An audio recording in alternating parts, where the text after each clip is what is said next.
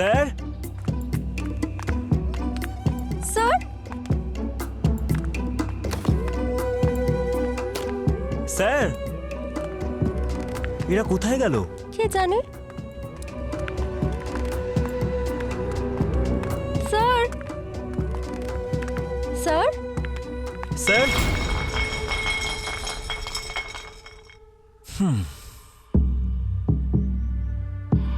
কোথায় গেল সবাই? কাউকে দেখতে পাচ্ছি না এখানে। পার্টি টাটি চলছে মনে হয়, এদিকেই কোথাও আছে হয়তো। আমি ভেতরে রুমটা চেক করে আসছি।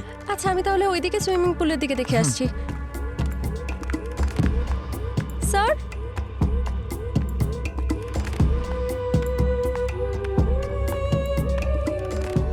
বীরেন স্যার,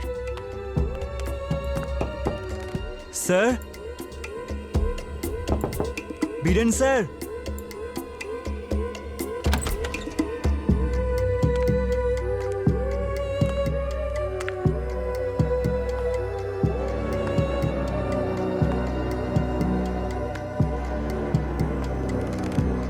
স্যার স্যার খাবার এনেছি আমি।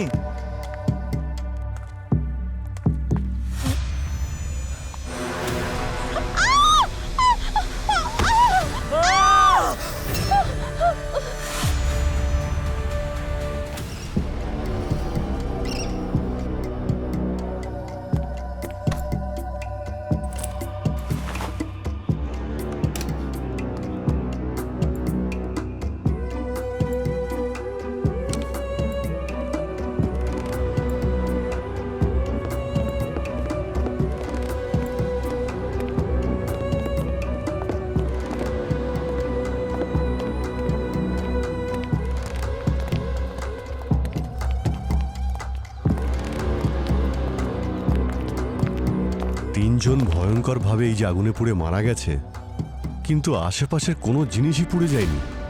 সবকিছুই তো ঠিকই আছে। অদ্ভুত ঘটনা তো বটেই। এই তিনজন ছাড়া আগুনে আর কোনো কিছুরই ক্ষতি হয়নি তো দেখছি। মনে হচ্ছে ঘটনা ঘটার আগে এরা এখানে পার্টি করছিল।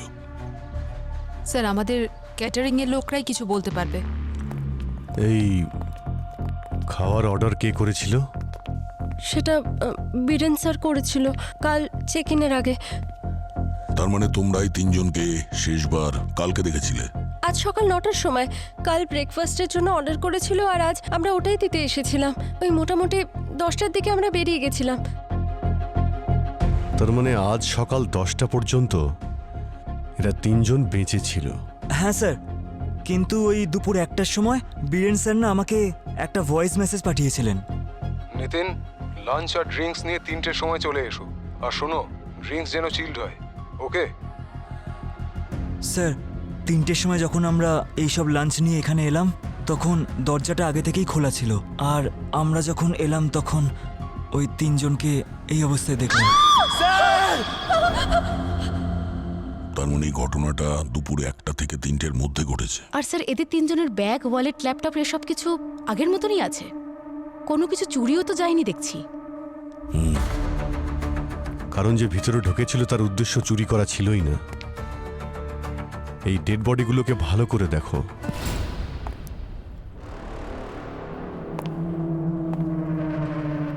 বস, এতে সন্দেহের কোনো অবকাশ নেই যে এদের তিনজনের মৃত্যু আগুনে পুড়েই হয়েছে। হ্যাঁ স্যার, বাঁচার কোনো চান্সই ছিল না ওদের কাছে। 90% বডি পুড়ে গিয়েছিল ওদের, কিন্তু যে কারণে পুড়েছিল সেটা আশ্চর্যের। কি এমন ঘটনা ঘটেছিল এদের সাথে? এদের বডি কোনো লাইটার বা ম্যাচিস দিয়ে জ্বালানো হয়নি, বরং এদের বডিতে ফায়ারোফোরিক কেমিক্যাল ট্রাই ইথাইলোমেটের ব্যবহার করা হয়েছে।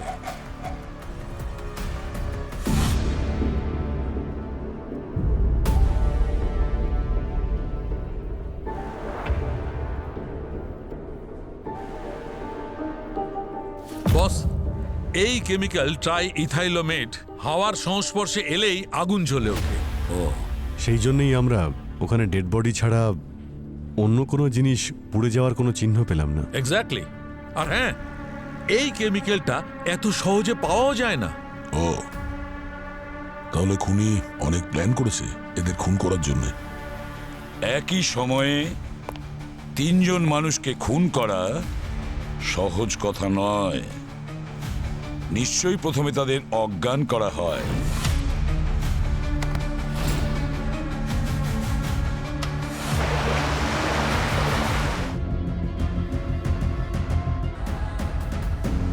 দেখলেন স্যার, এই মেয়েটা রাত 8টার সময়, তার মানে খুন হওয়ার এক রাত আগেই ভিলার মধ্যে এন্ট্রি নিয়েছিল।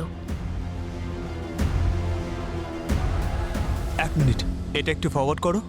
আর এটা দেখো যে বেরোলো কখন ওখান থেকে।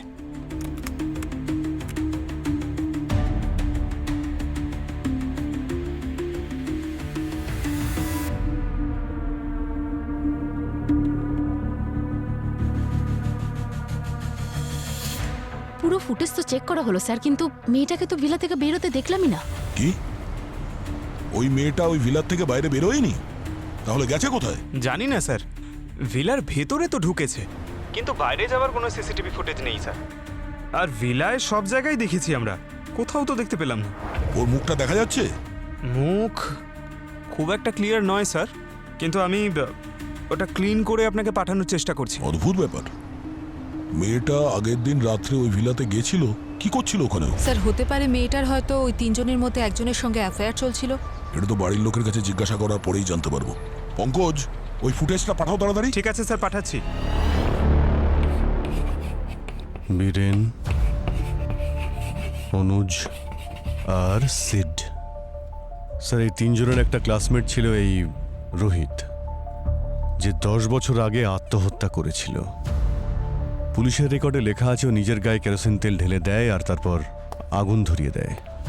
কলেজের অথরিটিরা স্যার কলেজের সম্মান বাঁচানোর জন্য রোহিতের সুইসাইডকে ওর মেন্টাল প্রবলেম বলে চালিয়ে দিয়েছে, আর ওই গুলি করার কথাটাকে গুজব বলে চালিয়ে দিয়েছে। ঠিক যেমন 3rd ডিগ্রির কারণে রোহিত মারা যায়, ঠিক সেইভাবেই সিড, বীরেন আর অনুজ, এরা তিনজনও তো মারা যায়। এটা কিভাবে হতে পারে? এটা গোলমাল আছে, কিছু না কিছু গোলমাল আছে। স্যার, আমার তো মনে হচ্ছে কেউ প্রতিশোধ নিয়েছে। আরে স্যার, রোহিত মারা গেছে প্রায় 10 বছর হয়ে গেছে, আর কোনো কারণে যদি এই তিনজনের হাত থাকে ওর খুনের পেছনে, তাহলে এত বছর পর কেউ কেন প্রতিশোধ নিতে আসবে? হতে পারে তার 10 বছরের চেপে থাকার আগের আগুন ওই কলেজ রিইউনিয়ন পার্টির সময় বেরিয়ে আসে। আর এটাও হতে পারে স্যার যে ওই রাতে নিক্কি আসল রহস্যটা জেনে গেছিল আর তারপরে ওদের তিনজনকে ব্ল্যাকমেল করতে শুরু করে দিয়েছিল। নিক্কি ছাড়াও কেউ ছিল যে এই রহস্যের কথা জানতো, আর এত বছর পরেও সে রোহিতের মৃত্যুর প্রতিশোধ নেয়। এমন কেউ যে রোহিতের খুব কাছের ছিল। আর এমন কেউ ওই দিন রিইউনিয়ন পার্টিতেও প্রেজেন্ট ছিল।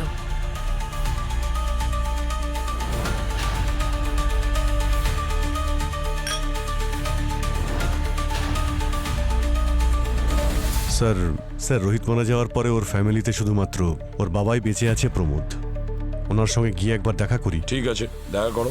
পূর্বী, লেটস গো।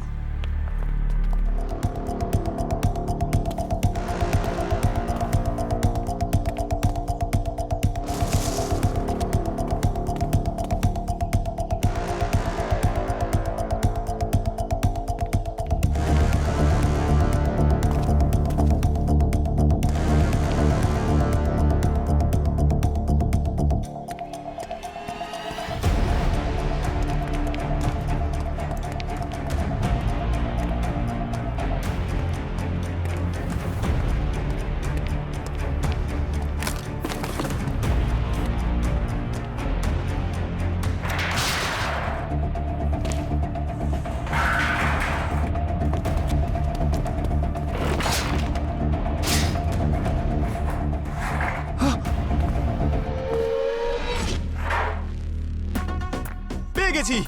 আরে পেয়ে গেছি স্যার! স্যার, আরে এখানে তো কেউ নেই।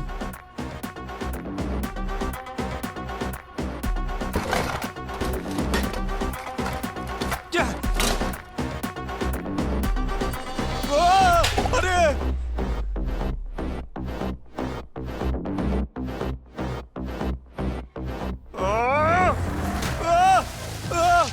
দয়া স্যার, দয়া স্যার! আরে আরে কেউ আছে? হ্যাঁ, পড়ে গেছি। আরে হেল্প! আরে কেউ আসুন এদিকে।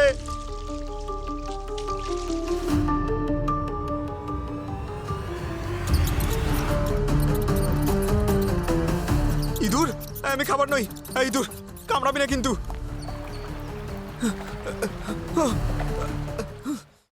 ছেলেটা আমার জিনিয়াস ছিল। ও পুরো কলেজ লাইফটা নিজের প্রজেক্টের রিসার্চেই কাটিয়ে দিয়েছে। ওর জীবনটা বদলে যেত ওই প্রজেক্টের মাধ্যমে, কিন্তু ওই তিনটে শয়তান,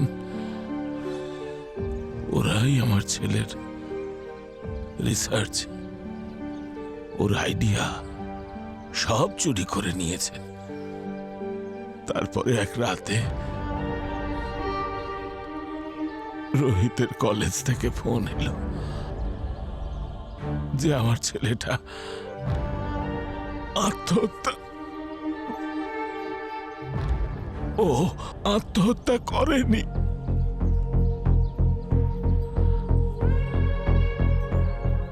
আমার ছেলেটা আত্মহত্যা করতেই পারে না।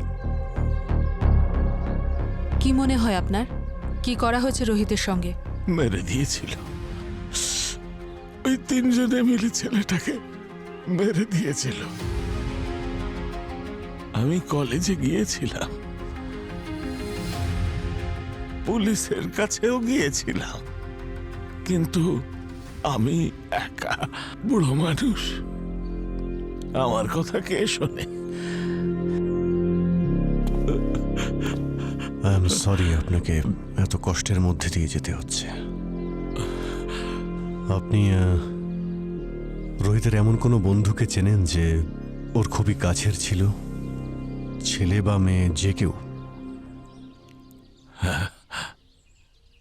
একটি মেয়ে ছিল, রোহিত আর সে একে অন্যকে খুব পছন্দ করত। রোহিত চলে যাওয়ার পর ও বেশ কয়েকবার এসেছিল আমার কাছে। ওনার নামটা মনে আছে আপনার?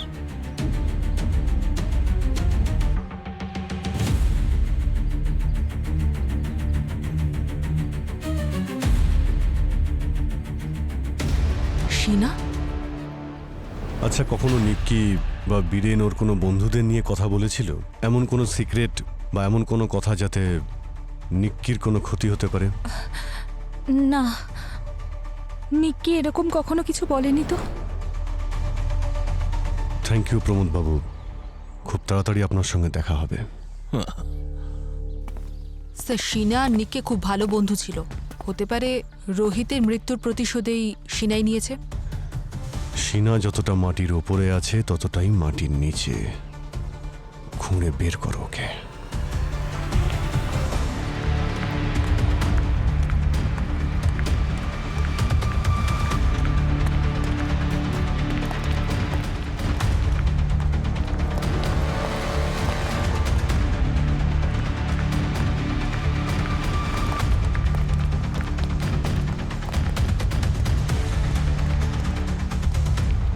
স্যার, ওর ফোন ক্রমশই দূরে সরে যাচ্ছে, তাড়াতাড়ি করুন। ডিস্টেন্স কতটা দেখাচ্ছে? স্যার, প্রায় 1 কিলোমিটার।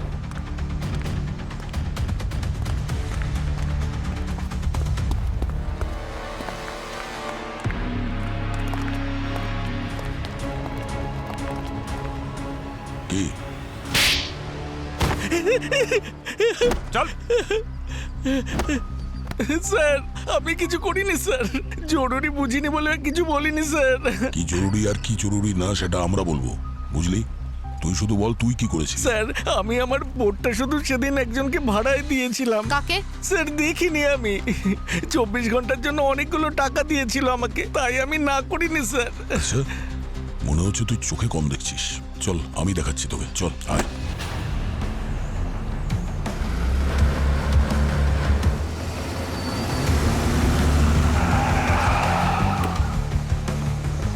বাইরে বেরো তাড়াতাড়ি। কি হচ্ছে কি এসব? বেশি উবাসমট হওয়ার চেষ্টা করবে না তুমি শীনা। দেখো, আমরা এটা জানতে পেরেছি যে রোহিতের মৃত্যুর আগে তুমি ওর গার্লফ্রেন্ড ছিলে। হ্যাঁ, তো তো যখন তুমি জানতে পেরেছিলে যে বীরেন আর তার বন্ধুরা মিলে রোহিতের রিসার্চ চুরি করে নিজেরা স্টার্ট আপ শুরু করে দিয়েছে আর ওরা তিনজন মিলে রোহিতকে মেরেছে, তখন তুমি প্রতিশোধ নেওয়ার কথা ভেবেছিলে। কি ওই তিনজন মিলে রোহিতকে মেরেছে? স্যার, এই বিষয়ে আমি কিছুই জানি না। স্যার সত্যি বলছি আমি। দেখো, মিথ্যে কথা বলার চেষ্টা করো না সিনা। নিক কি তোমার ফ্রেন্ড ছিল? কলেজের রিইউনিয়নের পরে ও তোমাকে নিশ্চয়ই বলেছিল। স্যার আপনি যা ইচ্ছে তাই বলছেন। যদি নিক্কি কিছু জানতো তাহলে ও আমায় নিশ্চয়ই বলতো, কিন্তু সেরকম কিছুই বলেনি। কেন নিকি ওই তিনজনকে টাকার জন্য ব্ল্যাকমেল করেনি? নিক্কি কেন কাউকে ব্ল্যাকমেল করবে? ওর আঙ্কেল ওর জন্য কোটি টাকার সম্পত্তি রেখে গেছেন, শুধু কয়েকটা পেপার ওয়ার্ক বাকি ছিল। কিন্তু তার আগেই নিক্কি, দেখুন স্যার আমি সত্যি বলছি, নিকি ওদের ব্ল্যাকমেল করতেই পারে না। তুমি কোনো জেলের কাছ থেকে বোট ভাড়া নাওনি? আর সেই বোটে করে তুমি ওই আইল্যান্ডেও যাওনি? স্যার আমার ওয়াটার ফোবিয়া আছে। সমুদ্র তো দূরের কথা, আমি সুইমিং পর্যন্ত করতে ভয় পাই। Water phobia? হ্যাঁ স্যার। জানতে পারা যাবে?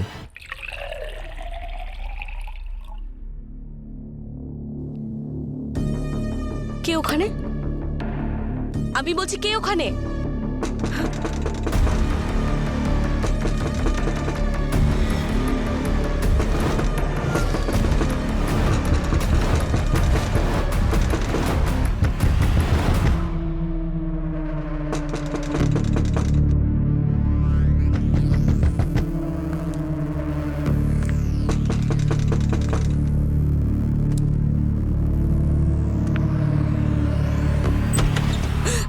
তুমি কে? তুমি কি চাই?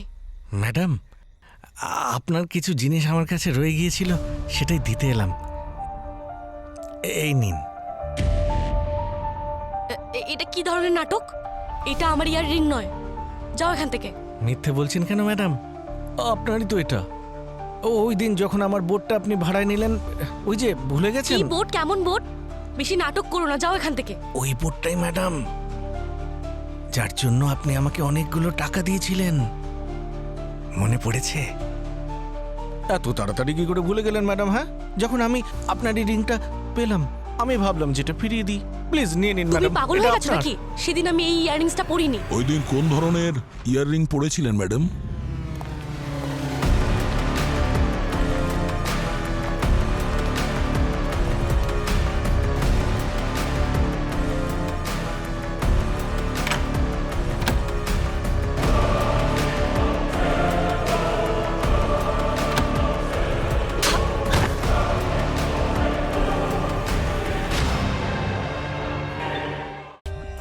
For more updates, subscribe to our channel, click the show links and enjoy watching the videos.